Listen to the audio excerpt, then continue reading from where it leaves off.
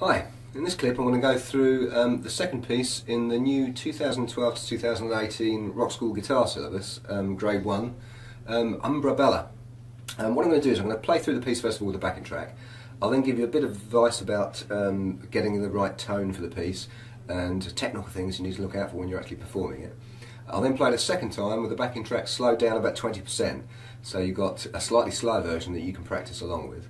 Finally, I'm going to play it a third time, still with the backing track slowed down, but with my own volume turned right down.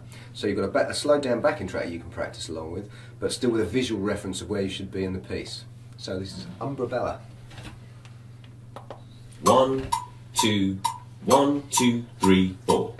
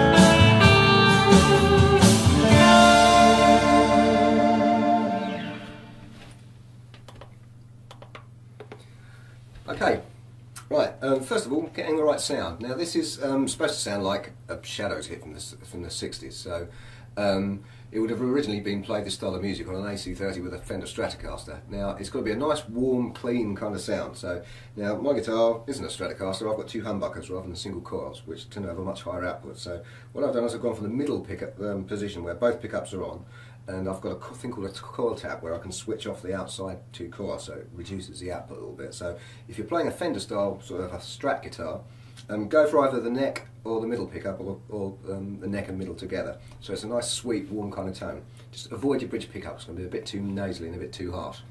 Now make sure your amp's set really, really clean, but if you listen to that, masses of reverb, plenty of reverb to make the thing sound nice and warm.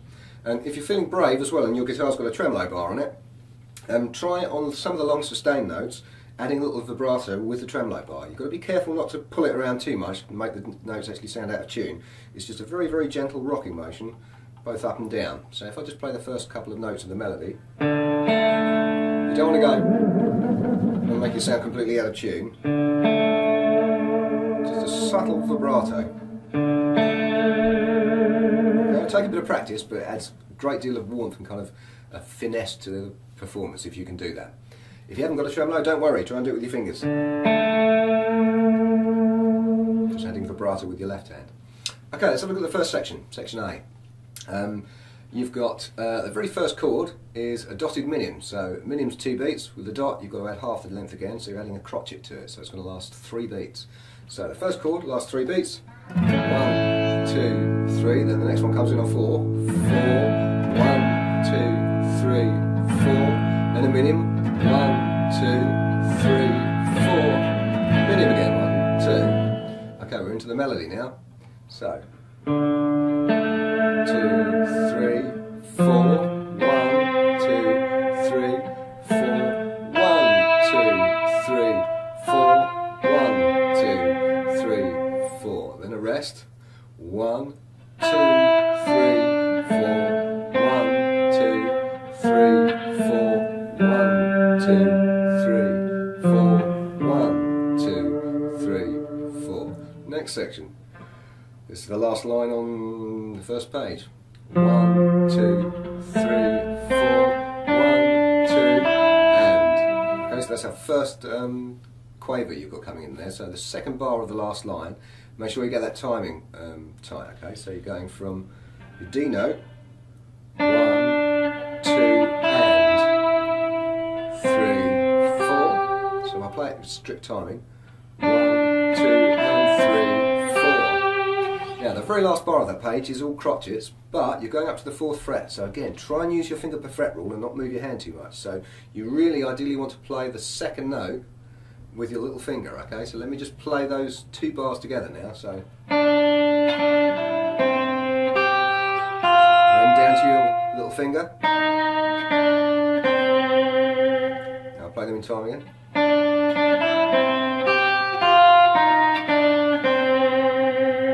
Okay, now onto the next page. So starting off on the 3rd fret of your G string. 2, 3, 4, 1, 2, 3. Then we're back to quavers again. So on beat 4, 4 and. 4 and. Back to 1 again. Okay, what have we got next? The rest of the melody is again pretty simple, so as long as you get your counting right. So into section C.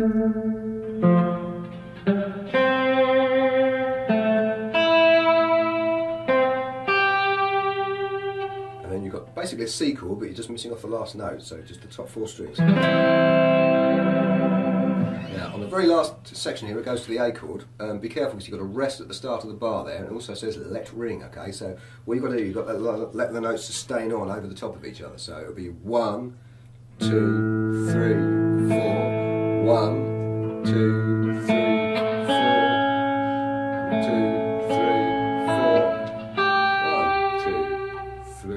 4, then your D minor chord. So it's actually quite a straightforward piece to play, this one. As long as you can count through the rhythms and get the timing accurate, there's not too much stuff to worry about in here. The odd little quaver where you've got to jump strings, but there's nothing too scary. So quite an easy piece, this one. It's all about the tone and making it sound nice and sweet. That's the important thing with this one. It's all about the tone and clarity of the notes you play. Okay, I'm going to play through it a second time now, with the backing track slowed down a little bit.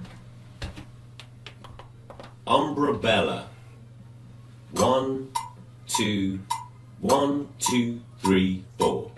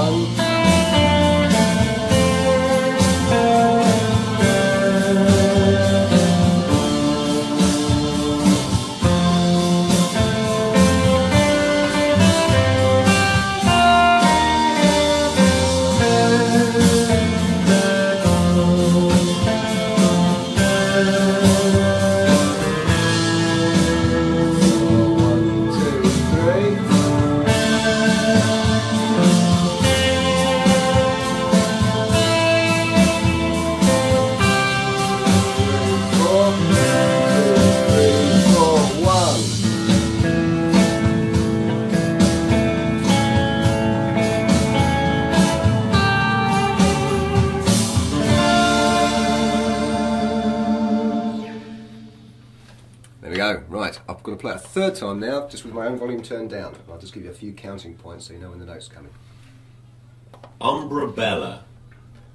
1, 2, 1, 2, 3, 4. 1, 2, 3, 4. 1, 2, 3, 4. 1, 2, 3, 4. 1, 2, 3.